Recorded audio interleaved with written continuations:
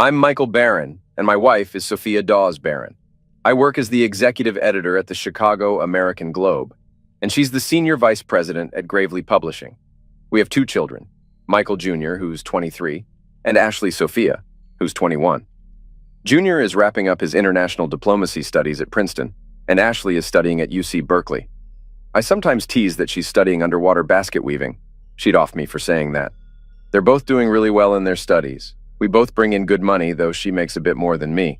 We were pretty happy, or at least I thought so. We were really looking forward to a great weekend together. Sophia had a tough week and had been excited about this gala for a while. She had this stunning new dress, black, backless, strapless, cut a couple of inches above the knees with a slight slit up the left side. She had on the diamond necklace I gifted her for our 25th wedding anniversary, along with her favorite sapphire earrings and a replica of Princess Diana's ring. Her blonde hair was styled in an elegant updo, and she looked absolutely stunning. I was dressed in my Brooks Brothers tuxedo. Not much more needs to be said about that. She stood about 12 feet away, leaning against a fake fireplace, sipping champagne from a flute, laughing and chatting like a young college student. I didn't mind that part. It was the slimy-looking guy talking to her, touching her arm and shoulder, whispering in her ear with a smug grin that bothered me. He had just said something to her, and she was nodding in agreement. "Okay, enough is enough. Time to rescue her from this creep." I was about to intervene when a soft hand grabbed my arm. "Don't do anything. My wife is falling for him, and his buddies are keeping an eye on you." I looked down to see a striking brunette beside me. She pointed out a tough-looking guy about 15 feet away who seemed to be focused solely on me. Then she gestured towards the balcony doors where another man was standing watching the crowd. "He's planning to take her out onto the balcony and make a move on her. He'll likely try to touch her inappropriately. That's his MO. If your wife doesn't give in, he'll move on to someone else. But he rarely strikes out. No offense." I observed my wife, still smiling, walking with Mr. Slime towards the balcony and out the doors. The two henchmen shut the doors behind them and assumed their positions. Turning to the woman beside me, who seemed melancholy as she took a sip of her whiskey sour, I inquired, "Who are you, and how do you know all of this?" "That was me 7 years ago," she revealed. I was taken aback. Lana guided me to position my back against the balcony doors, then proceeded to share her story. "I was here with my husband, supporting the children's charity event, and we were enjoying ourselves. We were planning to make a significant donation. He started talking to me. Before I knew it, he was touching my back and suggesting we go outside. I was drawn in by his charm and followed him out to the balcony. Once outside, he groped my cheek and asked if I liked it. I was shocked, but intrigued. He teased me just enough to make me gasp, then slipped his hand under my dress and into my underwear. He inserted 2 fingers and I peeked instantly. Then he made his proposition. He wanted to take me home for the weekend. We would have passionate closeness, and then I would return home. It was supposed to be a one-time thing, never to be repeated. I went back to my husband and told him I was leaving for the weekend with the man. He stood behind me and watched as I left with him. That's what happened. My husband was crushed. He worked as an accountant. When I returned from the weekend, he couldn't even look at me. I tried to reassure him that it wasn't something we couldn't overcome, but he couldn't have closeness anymore. We grew apart. I started seeking casual encounters at night. He became more withdrawn. His job performance suffered, and he eventually lost his job. One night, I came home and discovered him in the basement. After that, I spent 7 months in a psychiatric therapy ward. My 3 kids were between 14 and 10 years old. They stopped talking to me. Someone must have told them what happened. My parents took legal action to gain custody. I don't know what they're up to, even though I have visitation rights. Once they were old enough, they filed for emancipation and cut ties with me. Glancing at her watch, she remarked, "It took about 15 minutes to turn me. He's been out there for about 12 and I..." Then she instructed me, "Don't turn around. Don't acknowledge them. Ignore them. If she tries to talk to you, don't look at her. She might claim she has something important to say. If she does, respond as you see fit, and we'll leave. Together." It'll really upset him, and it might make her reconsider. It could be the only satisfaction you get. At least for now. "We'll go somewhere to unwind and talk. Can you handle that?" "Keep an eye out." He heard her footsteps as she approached from behind. Placing her hand on his upper left arm, she began, "Michael, there's something I need to tell you." I shrugged her off and snapped at her over my shoulder. "Stay away from me. You're nothing but trouble. Say what you need to, but if you don't come home tonight, don't bother coming back at all. We're done, and I'll make sure you regret it." You have more to lose than I do. Miss Lana, I gestured, and we left. Michael, we need to talk, right now. The atmosphere had calmed down, and people stepped aside to let us through. We headed to the exit. How did you get here? I inquired. Car service? Allow me, ma'am, I offered. They brought my Lincoln to the front and opened the door. She got in, and I tipped the young man on the driver's side, got in, and drove off. I know a quiet place where we can talk if you're okay with that. Great idea, Michael. I could use a drink. We drove to the corral, a relatively quiet spot catering to an older crowd. After parking, we entered, found a table in the back, and ordered drinks and appetizers.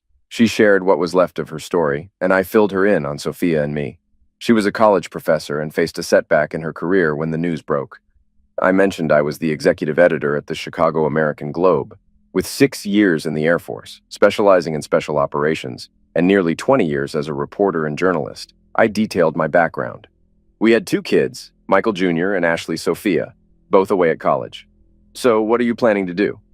Do? I can't even figure out what I'm feeling, let alone what actions to take. If she's not home when I get there, it's time for drastic measures. She'll pay, and he'll pay. Oh God! And tears started to stream down my face. She grasped my hand, looking at me as if the world was ending for both of us. I examined her face and realized I could get lucky if I wanted to. But I couldn't. If there was any hope of reconciliation, I couldn't. Listen, I'm sorry, but rebound closeness isn't my style. I need to go home and handle this. Please give me your number and contact details so we can keep in touch and maybe discuss things. Also, I need that jerk's name so I can start his downfall. She took my phone and entered her full name, Lana Tooley, along with her phone number and address. Michael, you're a good man. You've been wronged. I hope for more, but I understand your decision. Go home and try to sort this out. Best of luck. I settled the bill, and we left. I dropped her off at her townhouse, and she went inside. I drove home and entered the house. Sophia wasn't there. Okay, she's made her decision. It was 12:39 a.m. I grabbed my cell phone and dialed my best friend, Steve Dawson. He was also my attorney. We had served together in the Air Force and often joked about how he became a lawyer while I landed a respectable job. A tired voice answered, "Hello? Michael? What's up, Mike? It's almost 1 in the morning. Is everything all right?" "No, Steve, it's not. I need you here at 10 a.m. tomorrow, ready to go into lawyer mode and maybe even best friend mode. I'm filing for divorce." Now I had his full attention. I could hear his wife in the background. "It's Mike. We have a problem. You went to that event, right? Sophia met Darren Watson, didn't she? Oh man, you didn't know. Just make sure you're here, Steve, please. For me. No problem. I'll be there." I started making a list of things to do. I searched for a bonded locksmith and jotted down his number. Then I went online and found a website that buys cars for cash with clear titles. I had bought her a BMW for our 24th anniversary. It was registered in my name. I made a note of their contact details and packed 2 small overnight bags with underwear, clothes, and shoes. I left them by the front door and went to bed. I woke up at 7 a.m., made some coffee, and turned on my computer to check the newsroom. I saw that Joe Spillane, an investigative reporter, was working. I called Joe and asked him to dig up everything he could find on a guy named Darren Watson. I stressed that this was confidential. "No problem, boss. I'll get right on it." Still no sign of my soon-to-be ex-wife. It was nearly 10 o'clock, and I was feeling more and more down. I called the car buyer and told him about the BMW I was selling with a clear title and valid Illinois registration. He asked for the model and make and quoted a price. "A 2-year-old BMW, huh? How about $2,000? He sounded surprised and asked if it was stolen. "Nope, but you'll have to pick it up." "Where are you located?" I gave him my address, and he said he'd be there in 25 minutes. "Don't sell it to anyone else. Wait for me, Andy," and he hung up. About 10 minutes later, just as I finished the call with the locksmith, my friend Steve arrived with his paralegal, Dottie. We went inside, and I treated them to coffee and English muffins. About 20 minutes later, Andy showed up. I showed him the car, registration, and title. He wanted to know if there was anything wrong with it. I told him it was in good shape. I just didn't need it anymore because of the divorce. "Well, I'm glad you're not divorcing me," he joked. They brought a flatbed tow truck, and I signed all the paperwork. Andy paid me and took the car. I shook his hand, and he wished me luck. Still no sign of my cheating wife. I went inside and found my lawyers working hard in the dining room. The divorce papers were ready, and they had prepared a restraining order. They were also working on the lawsuit for alienation of affection. Steve asked about the car, and I told him I sold it because I didn't need it anymore. You didn't do anything illegal. It's a bit sneaky, but hey, it's impressive. Let's handle the financial stuff online. For the next 45 minutes, we dealt with banks, investment firms, insurance companies, cell phones, mortgages, and my pensions. By noon, my wife still hadn't returned, and the locksmith had changed all the locks and added keyless deadbolts on all the doors. I treated them to lunch at Saltgrass Steakhouse, where we met Steve's wife, Deirdre, known as Dee Dee. She hugged me tightly, showing her support. At the table, Dee Dee looked at me, waiting for me to speak. Finally, I said, "What?"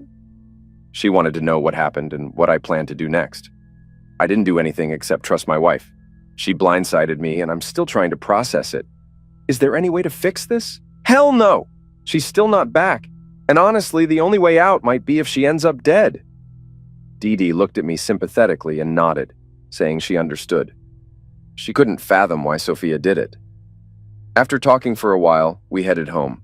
I got back around 6 p.m., still alone. No sign of my wife. I grabbed a bud and dozed off in my recliner. I woke up at 7 a.m. and shuffled to the shower, feeling tired and sore. After cleaning up, I did something I hadn't done in years. I went to church. Being at church helped a bit. I sat quietly in the back, praying for guidance, but it felt like my prayers were hitting a wall. After Mass, I stayed a while longer, hoping for some sign. But it seemed like I was on my own. That's how it had to be. I drove home, grabbed a coffee at a fast food joint, and parked my Lincoln in the garage next to my 1980 full-size Bronco. With the weather changing, I'd soon be using it every day. After locking up the garage, I turned on the TV and watched the Bears-Lions football game. But as usual, the Bears lost. That seemed to sum up my luck lately. At 5:30, I got a text from my wife. On my way, be home in 20 minutes. The restraining order was kicking in soon, so things were about to hit the fan. 20 minutes later, I heard a strange car in the driveway. Peeking out the window, I saw some fancy European car, and Sophia stepped out from the passenger side. She leaned in for a kiss with someone, probably Darren Woodson. After he left, she came up to the house, but her keys didn't work with the new locks. Confused, she spotted the 2 small overnight bags by the door. "What's going on?" she muttered. She rang the bell repeatedly and shouted for me to open the door. Frustrated, she yelled, "Open the door, Michael!" I finally went to the door and faced my furious wife. She glared at me and demanded to know what was happening. "Simple, Sophia. Your keys don't work because you don't live here anymore. The woman I used to be married to lived here, but she's gone now." Her eyes widened, and she leaned in for a kiss. "But honey," she began, "don't even try it. I don't know where that mouth has been, or whose it's been on. How many times did you sleep with him, or give him head, or do other things?" "We didn't just have closeness. It was special." "Oh, spare me! You disappeared for 2 whole days without a call. I bet you didn't even think about your husband once. Did you keep your wedding rings on while you were with him?" She flinched and started to stutter. "At least you kept your anniversary jewelry. They were gifts, so they're yours," I said, taking off her rings. "But these are mine, and your engagement ring was my grandmother's. Remember when I proposed to you? You won't need these anymore." She started crying and shaking. "Why are you doing this?" she blurted out. "It was just act. I had a right to it. You don't own me." She was regaining her confidence. "You need to let go of your pride, Michael. We need to move on." "You're right, and I've been trying to do that. Here, this is for you." I handed her an envelope, and she looked at it confused. "What's this?" she asked. "Money. I sold my car, the BMW. I didn't need it anymore." She reacted as if she'd been bitten by a snake. "What did you do with my car?" "It wasn't your car. I bought it for you. But it was in my name and I sold it. I thought giving you the money would be a fair gesture. That's all of it." "But there's only..." She counted the bills. "What, $2,000 here? That car was worth much more. What's going on?" "That's all it was worth, much like our marriage after Friday night. I warned you I'd take everything from you, and you had a lot more to lose than I did." The shock on her face was evident. She looked stunned and began to protest again. "How could you be so heartless? I came back to you." "Man, I must be lucky," he thought when he noticed her bare right hand. "Where's the Princess D ring, Sophia? The one you insisted on having? I offered to get a real replica made, but you preferred the knockoff. You were adamant about that one. So I got it for you to make you happy. Where is it, 403? Her face turned pale. She started stuttering. I, he, he what? 403? He wanted a keepsake from our weekend, she mumbled, avoiding eye contact. So, not only did you give away yourself, you gave away the ring you claimed to treasure. She blushed and nodded. He checked his watch, 6:03 p.m. Get out, Sophia. We're done. No, I want to come inside. This is my home. Not anymore, it isn't. He slammed the door and bolted it shut. Leaning against the sturdy oak, tears welled in his eyes, finally feeling the hurt. She continued ringing the doorbell, pounding on the door, shouting for him to let her in. He dialed 911. 911, what's your emergency? Police, fire, or medical? I have a restraining order against my soon-to-be ex-wife. She's outside, screaming and causing a scene. Send someone quick. Minutes later, he saw 2 police cars arrive, lights flashing. 4 officers approached his wife, while 2 came to his door. He handed them the restraining order and they verified it with the station. He then gave them her copy, requesting discretion. Meanwhile, his wife received the notice and erupted. The officers calmed her down and she yelled, "Where am I supposed to go? Go to hell, Sophia. I couldn't care less." The officers informed her she had to leave and escorted her and her bags to the curb. She hailed an Uber using her phone. Apologizing, the officers waited as she directed the driver to the Peninsula Hotel. She hopped in and drove off. Arriving at Gravely Publishing, Sophia headed to her office on the 10th floor. Her executive assistant, Jessica, awaited her, noting her 30-minute tardiness. Jessica followed her inside. "Is it true?" Jess asked. Sophia snapped to attention, facing her friend and assistant. "What on earth are you talking about? Everyone's talking. You and Michael, the gala on Friday night." Sitting down, Sophia admitted, "Yes, we were there. What about the rest of the weekend?" "I'm not sure what you're getting at," Sophia replied. "You left with that guy, that creep, abandoning Michael. Oh God, you poor thing." Jess slumped into a nearby chair, crying. Sophia was taken aback, staring at her friend. "How did you know? I haven't said a word to anyone. How did this get out? And who else knows?" "Everyone knows, you idiot. It's all over the company and it's not even 11 o'clock yet." Sophia's face drained of color as she sank into her seat. Suddenly, her boss, Gwendolyn Harrelson, barged in. She looked between the 2 women, visibly shocked. "Oh my goodness, it's true," she exclaimed. Sophia was stunned by her boss and friend's reaction. The situation was getting out of control. Defensively, Sophia responded, "I think this is being blown out of proportion." "Oh, really?" Gwen retorted, smirking at Sophia's disbelief. "Do you know who he is? How do you think the whole city, maybe half the Midwest, already knows?" Sophia paled, staring at her hands. "What did Michael tell you?" "He said we're finished. Claimed he'd ruin me like I'd ruined him. Who does he think he is? He doesn't run my life. He doesn't own me. He's your husband, idiot. What did Michael do when you got back on Sunday?" She glanced down at her desk, sniffling. "He sold my car, said he didn't need it anymore since he didn't have a wife to drive it." "Oh my goodness!" exclaimed Gwen. At that moment, the door burst open, and Stephanie Jameson, Vice President of Mortgages and Acquisitions for Chemical Bank, stormed in, followed by Sophia's secretary, Angela. "I'm sorry, Mrs. Barron, she just came in." "It's okay, Angela. Come on in, Steph," Sophia said, with a touch of sarcasm. "What the heck have you done?" Just then, Gwen's phone rang. "Hello? Yes, Hank. I'm with her right now." "No, we haven't heard anything from him yet. I'm just getting the details now." "Yes, dear, I'll let you know as soon as I find out. Goodbye, dear." "That was my husband. He's wondering if you've heard from Michael today." "No, I haven't spoken to him since last night," Sophia replied. With that, she dialed her husband's number. Her phone beeped twice before announcing her service had been cut off. She stared at the Nokia like it was poisonous. "He disconnected my phone," she murmured. Gwen sighed. "Oh, this is bad. Very bad." Just then, Angela entered, saying there was a young woman urgently requesting to see her. She said it's urgent and about your marriage. A tense silence filled Sophia's office. "Send her in, Angela."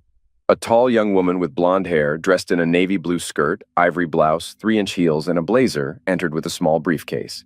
She approached Sophia's desk, surveyed the room, and fixed her gaze on Sophia. "Are you Mrs. Sophia Barron, at least for now?" Stephanie confronted her. "Listen up, lady. Who do you think you are?" "Yes, I'm Michael Barron's wife. Do you have something for me?" She dreaded what was coming next. "Congratulations, Mrs. Barron. You've been served." Stephanie handed her a big envelope, snapped a photo, and left swiftly. At the door, she turned to the group. 7 years ago, my mother tore our family apart just like you did. Hope you enjoyed it. Good day." Sophia's head slammed onto the desk as she received the envelope. Gwen hurried to her side, helping her sit up. Sophia struggled to breathe, hyperventilating. Stephanie dialed a number on her phone, connecting to Michael's office. Chicago American Globe, Mr. Barron's office. How may I assist you? I need to speak with Mr. Barron, please. It's Mrs. Stephanie Jameson from Chemical Bank. May I ask what this is regarding, ma'am? It's about his wife. I'm sorry, ma'am, he's not taking calls from his wife. He said to tell her to... Just put him on the phone, damn it! One moment, please. Soon, Michael's voice came through the speaker. Well, Stephanie, the whole gang's gathered around the wife. I bet Jessica and Gwendolyn are there too, with the cheating queen. What do you need? Michael, you're being unreasonable. She's a wreck, and you're not helping. What's your plan here? Ask her what she thought would happen when she took off for her closeness-filled weekend. Tell her to lawyer up and talk to them. I won't talk to her until we sit down with our kids on Saturday. Goodbye, Stephanie. Click. Oh no, Gwen exclaimed. You're in deep trouble. Well, Stephanie retorted, your only hope is to bear it all and beg for mercy. Oh wait, you already did that this weekend, didn't you, dummy? Sophia's head thumped against the desk once more, the sound echoing in the office, but no one rushed to help her. Michael ended the call and dialed his son in New Jersey. Michael Jr. was in a serious relationship, and Michael hoped this situation wouldn't impact it, but they needed to talk. After 3 rings, his son answered, Hey, Dad, what's up? Not great, son. How's Tara? She's good, Dad. What's going on? Is Mom all right? She's physically okay. I need you and your sister here for a family meeting on Saturday. Tara can come too.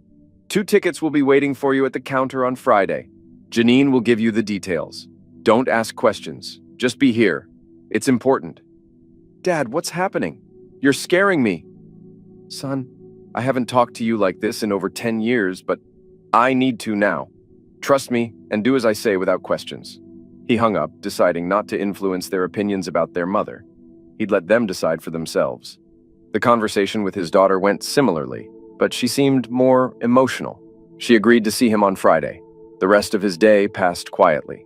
He consulted his lawyer and updated his private investigator on the progress with Darren Watson.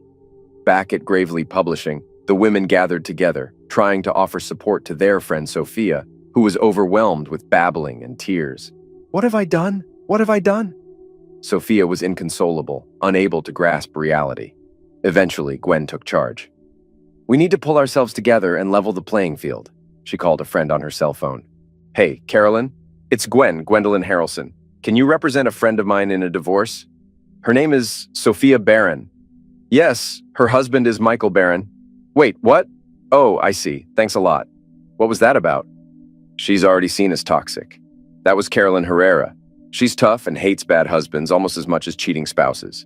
When she heard Sophia's name, she knew the situation. She said if she took the case, her husband would divorce her. They're devout Catholics with 5 kids, and they know Michael and Sophia. Plus, she's aware of the jerk involved. Stephanie chimed in. Let me give it a shot. She dialed a number on her cell phone. Hey, this is Stephanie Jameson. Can I speak to Brett Walker? Yeah, it's about a divorce. Hi, Brett. I need to discuss a divorce matter with you. Oh, you've already heard. Well, thanks anyway. You're not getting any breaks, honey. I'm running out of options here. He heard about what happened and basically said, you brought this on yourself. He also mentioned he wouldn't challenge Steve Dawson on this for anything. Sophia's head dropped to her desk again, this time landing on her arms. So I reached out to some pals who could stir up trouble discreetly. Nothing too serious. I didn't want them getting caught. Sugar in the gas tank, paint balloons on his fancy car. After that, they went to work on the car with an air grinder and a rotozip tool, messing up the hood, sides, roof, and rear deck. Then they flattened the tires and slashed the sidewalls. Those pricey Michelins were ruined. This retaliation was going to keep happening for a while, and I wasn't worried about the cost. She had a hard time finding a lawyer, but eventually she found a feminist lawyer willing to take her case. So it all boiled down to the family meeting. Friday was chilly in Chicago, almost as cold as it was at home. The kids flew in from both coasts. My son brought along his soon-to-be fiancée. I hoped he was making the right choice. This meeting was going to be emotional. Their mom was still staying at the hotel, and they didn't understand why. I told them they'd have to talk to her the next day. They asked where she was. She's staying at the Peninsula Hotel. If you want to see or talk to her, try there. I've tried, Dad. Her cell phone isn't working anymore. Why would that be? It's disconnected. Call her workplace or leave a message at the front desk. I wonder why she hasn't called you yet. Interesting. My daughter looked at my son and his fiancée and asked, "What's going on?" "Your mom has a problem. I can't talk about it. Talk to her, please. You'll understand if she talks to you." They tried to reach her but couldn't. Through her secretary, she said she'd talk to them Saturday morning at 10 a.m. I took the kids out to dinner, and we had a nice, albeit slightly awkward time. Saturday morning was clear and cold, typical for Chicago at this time of year. 10 o'clock came around, and the kids had coffee, waiting for their mom to show up. She arrived, accompanied by the Honorable Kathleen O'Hara. "Seriously, Sophia? Bringing your lawyer here in front of the kids?" My client didn't want any attacks on her character in front of her children. "Your choice." I led them into the living room. The kids rushed to their mom, eager to know what was happening. "No questions for my client," said Miss O'Hara. "What? Who is this, Mom?" "I'm Miss Sophia Dawes' attorney. Your dad is filing for divorce against her." Game over. I just sat there smiling, saying nothing. Steve had advised me to either speak the truth or stay silent if this happened. Looking back, it was wise counsel. My son spoke up first. "What's going on, Mom? Please direct all questions to me." "What's happening, Mom?" Ashley asked. "Talk to me, miss. I'm your mom's spokesperson." "Mom, is this true?" "Miss Barron, don't make me remind you again." That's when Tara intervened. "Shut up, bitch!" Needless to say, Miss O'Hara was taken aback. "And who are you?" "I'm Miss Tara Longoria. I'm Mr. Michael Barron Jr.'s fiancée. That makes me family, more than I can say for you." Now, this was getting interesting. Michael Jr.'s mom didn't know about this. Actually, I hadn't realized how serious it was until I saw the diamond on her left hand. I grinned, stood up, and hugged my new soon-to-be daughter-in-law. Then I turned to my smiling son, hugged him, and shook his hand. "Congrats, son." He grinned back, saying, "Watch out, old man. You know she's taken." All the while, his mom seemed to be in shock. "Oh, my baby!" Sophia exclaimed. "Sorry, Mom, you need to speak through your mouthpiece," her child reminded her. She choked up. Miss O'Hara announced, "I think we are done here," and got up to leave. That was the last straw for me. "Sit down, witch. This is a family meeting. You knew that and still brought a lawyer. You can either stay quiet or get out. Her kids and I need to talk to Sophia. Got it?" The room fell silent. Miss O'Hara reluctantly sat back down, looking embarrassed. "Now, Sophia, aside from today, I haven't said anything to our kids yet. You're up first. Don't mess it up." I glared at the lawyer when she started to speak. She quickly shut her mouth. Flustered, she finally managed to say, "Your father wants a divorce." Michael gave me a deadly look. "Why, Mother?" She averted her gaze and whispered, "I don't know." Michael, Ashley, and Tara gave me piercing looks. I was in trouble, but still held some cards. "Really, Sophia, is that how you're handling this?" She began to cry. "My turn?" she sobbed again. "Fine. Your mother and I attended the children's gala last Friday. She mingled with a man who offered her a weekend of pleasure, promising her experiences she'd never forget. He did that to her on the ballroom balcony. Women who had been in her position before warned me about his intentions. Then they left together, and she told me she was going home with him for the weekend. I feel terrible for not intervening. She's an adult and can make her own choices, but I regret not standing up to him. I could have caused a scene, but I didn't. I feel ashamed and embarrassed. Your mother, however, went ahead with what she wanted, just as predicted. I didn't hear from her until Sunday afternoon around 4:45 when she texted me she was on her way home. She got home around 5:25, dropped off by him. I was getting angry. She walked up like nothing happened. Her keys didn't work because I changed the locks. I didn't want to risk her bringing the guy into our home. "You sold my car." "I already told you it was my car. I bought it and it was in my name. I gave you the money for it. I didn't give it away like you did with your body." She started falling apart, mascara and eyeliner running, tears streaming down her face. But you know what hurt the most? She wore her diamond necklace, the one I gave her for our 24th anniversary, and her Christmas sapphire earrings to the party. When she came home, she still had them, along with her wedding and engagement rings. I took those back because we're no longer married, and the engagement ring was my grandmother's. But you know what she didn't have anymore? The one piece of jewelry she cherished the most. What was her favorite? The one she loved, even though it was just a cheap copy. The one I promised to replace with a better version. The ring she always wore. My kids knew immediately.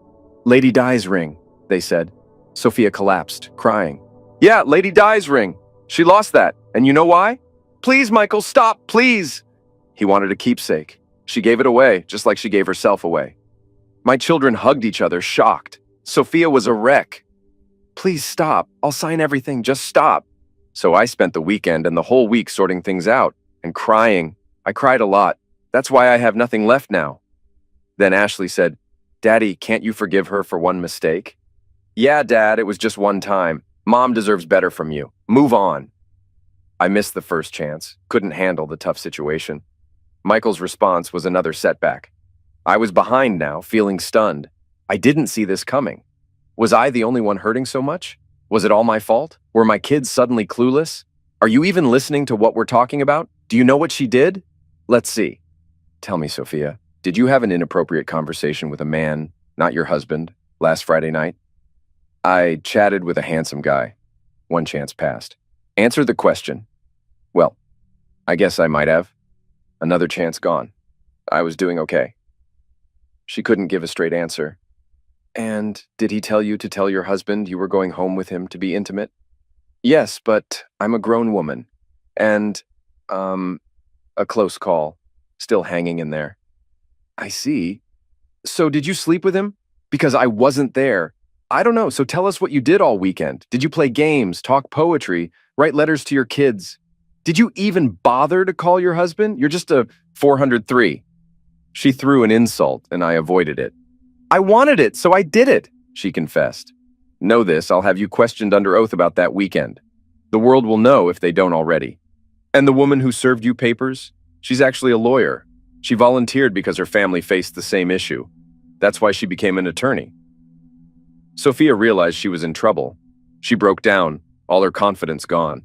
Facing her soon-to-be ex-husband and her 3 kids, she said, I'll sign everything and give it to Peter today. O'Hara intervened. I don't think this is in your best interest. You're fired, Kathleen. Send your invoice to my office and I'll arrange for payment. Right on target, I hit a home run straight into the center field seats at Comiskey Park. Sophia headed for the door and glanced back at me. Goodbye, Michael. Kids, I'll give you a call tomorrow and we can meet up. She exited and the door shut behind her. Miss O'Hara remained in the living room. Well, she said to me, I hope you're content. She's upset. Get out of my house, you witch! I yelled. The attorney huffed, turned, and departed. That's when it began. Dad, how could you be so mean to Mom? Treating her like that, my daughter said. What's the matter with you, Dad? Seriously, are you divorcing Mom over this? I'm glad I sent both of them to college, I thought to myself. Do you think I should just put up with this? Is this what you both expect from your marriages? I turned to face Tara. If that's the case, get out of there as fast as you can, Tara. She gasped and stared at me. I would never do something like that, Dad. It's just wrong. From every angle. Surely, Dad, you're not really going through with this. Mike, it's settled. And if you can't support me on this, don't invite me to any events in the future. Any events! I looked directly into his eyes and held his gaze. He's got my temper, and I could see him getting riled up. Ashley, however, was in a complaining mood. Dad, why were you so mean? Mom was in such a bad state when she left. She's really hurting. You should forgive her and take her back. I was stunned. My kids were supporting their mom despite her unfaithfulness. Finally, Tara spoke up. Dad, this might upset Mike, but you're right. Mom didn't even admit what she did wrong or say sorry. Not that it would change anything, but showing remorse would have been the decent thing to do, at least. Things got tense after that. About 2 hours later, they phoned their mom and arranged to visit her. I gave Mike a spare key and reminded him to drive safely. He looked at me and asked if I wanted to come along. Are you serious? I shouted. Mike stared at me, then said he couldn't understand me. I intensified my efforts against the jerk, and my allies seemed to be having a blast while getting the job done. One of their tactics was to switch his license plate and anonymously report his car as stolen to the police. I was impressed by how easily they accessed his vehicles, even though he kept both his Ferrari and Cadillac in a garage. They also tailed him on the Dan Ryan Expressway, using a clever device that could manipulate the car's computer. By slowing down traffic and trapping him in the middle lane, when he tried to exit, they forced the Ferrari to swerve and hit the barrier. It caused significant damage and landed him in the hospital for 10 days. Meanwhile, his insurance premiums skyrocketed, and he lost coverage from his original provider. The guy was having the worst luck imaginable, and whenever the cops got involved, they weren't exactly eager to solve the case. They seemed aware of his reputation and turned a blind eye to his troubles. Most of them probably suspected some angry husband was seeking revenge. Thank goodness for the police. That evening, Steve called to inform me that she had personally delivered the legal documents. He had a favorable judge lined up. His son had been a victim of the jerk 3 years ago, and he assured us he would expedite both the divorce and the alienation of affection lawsuit. As for the adultery charge, it was uncertain if we could make much headway, but it was worth a shot. The kids grew distant from me, especially after the initial confrontation, and only Tara expressed support for my stance. After about a week, they returned to school, and the divorce proceedings continued. When the final decree was issued, I felt liberated just in time for the Cancer Society ball. I knew he'd be there, and I was itching to get even. At a coffee shop, one of my allies pitched me an idea that was so brilliant I had to witness it myself. I called Lana to see if she planned to attend. She mentioned she had an invite but hadn't thought about going. I suggested it would be worth her while, especially if she wanted to witness some entertainment, which I planned to provide. We arrived and mingled, and I noticed Sophia there with her friends, Gwendolyn and Stephanie. She was trying to talk to the jerk, but he was focused on a petite blonde in a green dress. The jerk's two buddies were keeping her husband occupied while he made his move on her. He led her to a private room and shut the door. I approached the husband and offered to help him if he trusted me and followed my lead. He looked panicked, and Lana started explaining the situation to him. I warned him that if he caused a scene, he'd likely get beaten up. But if he cooperated, they'd still leave together, just a bit embarrassed. He glanced at the goons and seemed to give in. I promised to connect him with people who could assist him and suggested he could embarrass his wife enough to get an apology. Reluctantly, he agreed. As they emerged from the side room, with the wife leading, we followed closely behind. They stopped to grab their coats while the goons arranged for the Cadillac to be brought around. We exited just as they were opening the back doors, and they got in, with him grabbing her and kissing her. After they closed the door, the second goon got in the front passenger seat. The husband was on the edge, but I urged him to wait. Now my friend's plan involved two of his associates who worked at an auto detail shop. They had given the jerk's office a discount coupon for interior cleaning and a free car wash. While they cleaned the car, they planted 3 smoke bombs that smelled like skunk under the seats with electronic detonators. The car's brake lights blinked, and it slowly started moving. After about 10 feet, it suddenly stopped, hitting a taxi with its front right side. The doors swung open, and 4 people stumbled out, coughing and retching with smoke billowing around them. The blonde's dress slipped, and her panties ended up on the pavement outside the car. The woman's husband rushed to her side, though he wobbled a bit from the smell and smoke. I smirked as the jerk struggled to stand, his injured leg making him hobble. Just then, the police arrived as the jerk moved towards his former lover, but the husband intervened, landing a punch to his stomach and a kick to his groin. Down he went. He quickly led his wife away, even with the skunk smell clinging to her, scolding her as they left. Turning to Lana, I said, "That's one for the good guys." I had given the husband my business card with my cell number and told him to call me the next day. I dialed a speed dial number on my cell. "Hello?" the voice answered. "Great job," I said. "Thanks," he replied, and the call ended. I gave the husband my card and told him to reach out if he needed to talk. Lana and I headed to her townhome where things quickly heated up. We ended up in her bedroom, exploring different kinds of intimacy. While I hadn't been celibate since my divorce, this was a new level of connection for me. Lana and I reached the bed, where she pushed me down and went to work on me. She took me deep, leaving marks as she nibbled, then climaxed intensely. It was all about her, using me to purge her guilt. She cried out her late husband's name as she continued. It was overwhelming. As she sobbed, I lay there stunned, trying to process it all. Lawrence, her late husband, was clearly on her mind. She collapsed, crying, and then composed herself, apologizing for her outburst. I reassured her, understanding her pain.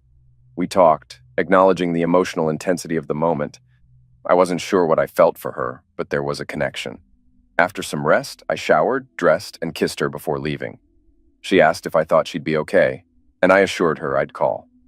In the following months, Lana and I grew closer while family matters progressed. My son got married, and despite the past, they invited his mother, with the expectation that I'd handle it. I assured him I would, but I didn't show up. Tara's folks were clueless about the situation, and they weren't happy with me. Tara's wife filled them in, which shocked her mom and ticked off her dad. Their Italian family promptly cut ties with my ex-wife, with Tara's grandma even spitting in Sophia's face. Things escalated when one of Sophia's friends hit on her, leading to a scene. She broke down and left the reception. I sent Tara a nice note and a check, and I sent her parents a letter explaining why I couldn't be around Sophia. I also emailed my son a blunt message. The wedding had taken place in Kenilworth, New Jersey. A year later, my son and daughter-in-law welcomed a baby boy named Michael Giovanni Barron, honoring his dad and both grandpas. Tara invited me to the christening, which thrilled me. I traveled to Newark, New Jersey, rented a hotel, and attended the ceremony at St. Michael the Archangel Catholic Church in Palisades Park, New Jersey. Meeting my namesake was a joyous moment, but then I spotted Sophia entering with someone, and I almost lost it. She came over and I turned to my son, asking if she was there. Tara pleaded with me to stay calm just this once. "Sorry, honey," I said, handing her an envelope, and then I left. Back at the hotel, I checked out, headed to the airport, caught the next flight to Chicago, and returned home. I nearly had to change my phone number afterward. Childish? Maybe, but it is what it is. Time passed, and Michael landed a job in Chicago with the Justice Department. When I called to congratulate him and Tara and ask about my grandson, I heard her voice in the background. "Who's calling?" I heard from the background. I ended the call and powered off my phone. After that, I kept to myself mostly. The only person I really talked to was Lana, who had become both a close friend and a bedmate. My campaign against Darren Woodson seemed to still be working. Woodson was trying to figure out who was targeting him, but he couldn't. Even my son and daughter-in-law knew about it. It was still small stuff, but it was becoming legendary. Time went by. About 3 months later, Tara called me at work. "Dad, next Saturday is little Michael's 3rd birthday. We're throwing a party and want you there." "I'd like to, sweetheart, but you know how I feel. I'm not good company, and I don't want to spoil it for—" "Mom isn't invited." I told Michael, your son, that she's not welcome that day. I'll cut him off if he invites her or asks her to come. I really admire this girl. My son doesn't deserve her. I'd be honored to come. I got the details and cleared my schedule for the day. I called FAO Schwartz and ordered a Tonka dump truck, just like the one I had as a kid. I had it wrapped and sent to my office. Michael had one for Christmas one year, and it was a hit. No fancy electronics, just metal and rubber tires. They were always popular, especially with grandpas. I arrived at 10 a.m. on Saturday. We had a great time. Lunch, cake, coffee, and then presents. I chatted with Tara's parents, and they said they could see why their daughter thought highly of me. Tara's dad loved the dump truck. Reminds me of the one I had when I was a kid. Good choice, Mike. I liked him. Little Mike played with the truck all over the backyard until he got tired. His mom and grandma put him down for a nap. Even my son was cordial. He brought me a beer and suggested I relax in the backyard. I took his advice and found a chair in the lawn. Life felt good as I took a sip of Bud. A shadow fell over me, and I glanced up to see my ex-wife with a glass of what looked like white wine. "Hello, Michael. Mind if I join you?" I glared at her but stayed silent. She set her big shoulder bag down and sat, crossing her ankles, a pose she used to try to charm me. Not this time. My glare made her shiver.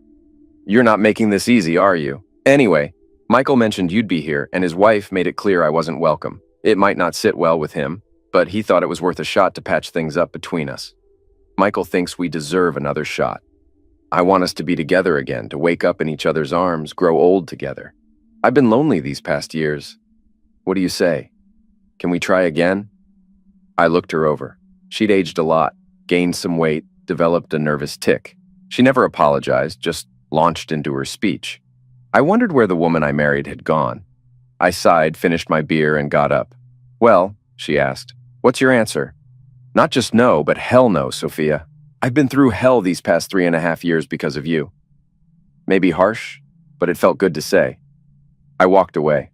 I went up to the patio, then through the sliding glass doors into the kitchen, where I ran into my son, who grinned at me. "So how'd it go, Dad? Not too bad, huh?" A gunshot rang out, and screams filled the air as guests rushed outside. I grabbed my son's arm. "Your mother might be hurt. Go check on her." He paled and hurried outside. I grabbed a water bottle, went to the living room, and sat alone on the couch. The police arrived, taking statements. A .40 caliber can cause a lot of damage. I answered their questions, explaining I hadn't spoken to my ex-wife in years. I spoke with my daughter-in-law, comforting her through tears. Then I left for home. Lana called, having heard the news. I assured her I was handling it. She asked if she should come over. No, I'll manage, but thanks for offering. On Monday, I called in Stu Phillips, our top crime photographer in Chicago. Stu had won many local and national awards for his photography. Stu, I need a favor. My ex-wife took her own life at my grandson's birthday party on Saturday. Most folks have heard about it, boss. We're sorry, even though you two weren't close. Thanks. I appreciate it. Do you have connections with the forensics team? Can you get me photos of her skull, her head? Color, 10 by 12 would be ideal. Stu gave me a curious look, thinking it over.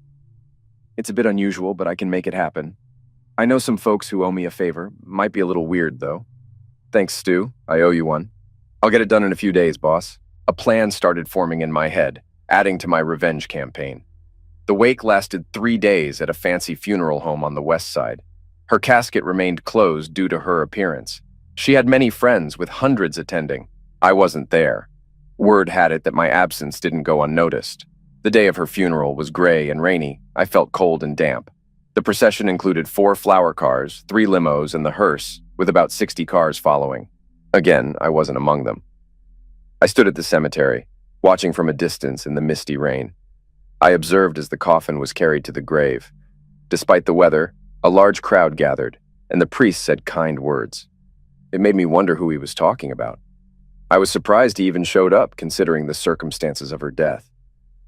My son was scanning the area, probably searching for me. After the service ended, people began to depart. Soon, only immediate family and close friends remained. As the crowd thinned, it eventually dwindled down to just my kids. They headed to the limos with my son lingering at the back door of the Cadillac, scanning the surroundings. Eventually, he gave up and got in. The car slowly made its way out of the cemetery and disappeared into the mist. I left the trees just as the groundskeepers were preparing to close the grave. Approaching her coffin, I briefly contemplated an act of defiance. However, all the anger and hatred had dissipated. Somehow, I didn't know how, it had all faded away. Looking down at the woman I once loved, I sighed and bid her farewell. I forgive you. Even if you don't acknowledge your wrongs, I forgive you. I used to love you, but not anymore. Arriving at work the following day, I found a large envelope on my desk. I hesitated before opening it, knowing what it contained. Eventually, I gathered the courage and took out the photo. It wasn't pleasant, but it was Sophia. The Children's Society benefit was approaching, marking the 4th anniversary of this whole ordeal. I called Lana and invited her to accompany me. She agreed enthusiastically, and we arranged for me to pick her up around 8 p.m., summoning the Society editor to my office. I also called in our investigative reporter and photographer. I wanted to convene a meeting to strategize and plan our next steps. They gathered, and I explained my plan. Next weekend, I want to publish that expose on Darren Woodson. There were murmurs of approval. Only verified, factual, legally affirmed accounts, supported by depositions and sworn statements. No guesswork. We should have enough evidence to bring him down. I want photographers at the event to capture everything. Then we'll interview the organizers to tally up the proceeds. Can we make this happen? I don't foresee any issues, boss. We'll be ready to publish by midnight on Friday, with space for any new photos. Thank you, everyone, I said. A week later, I escorted Lana Tooley to the children's charity event. After checking our coats, we mingled with friends. There he was, moving through the crowd like a predator, searching for his next target. He spotted a pretty brunette with long hair, whose husband had gone to the bar for drinks. Her champagne glass was nearly empty. She smiled as Woodson approached her and whispered in her ear. Blushing slightly, she leaned in closer to him. He brushed her arm and then her shoulder. She shivered and moved closer to him. I noticed one of his henchmen positioning himself near the balcony doors, while the other began to approach the husband. Sensing trouble, the husband turned and confronted Woodson, who intensified his advances. Turning to Lana, I said, "Now!" She stepped away from me and moved closer to the second henchman, waiting. Woodson whispered in her ear, took her arm, and led her towards the balcony. She grinned, seemingly enjoying herself. I stepped in between them and spoke up. "Excuse me, you don't know me, but this guy made similar advances to my wife about 4.5 years ago.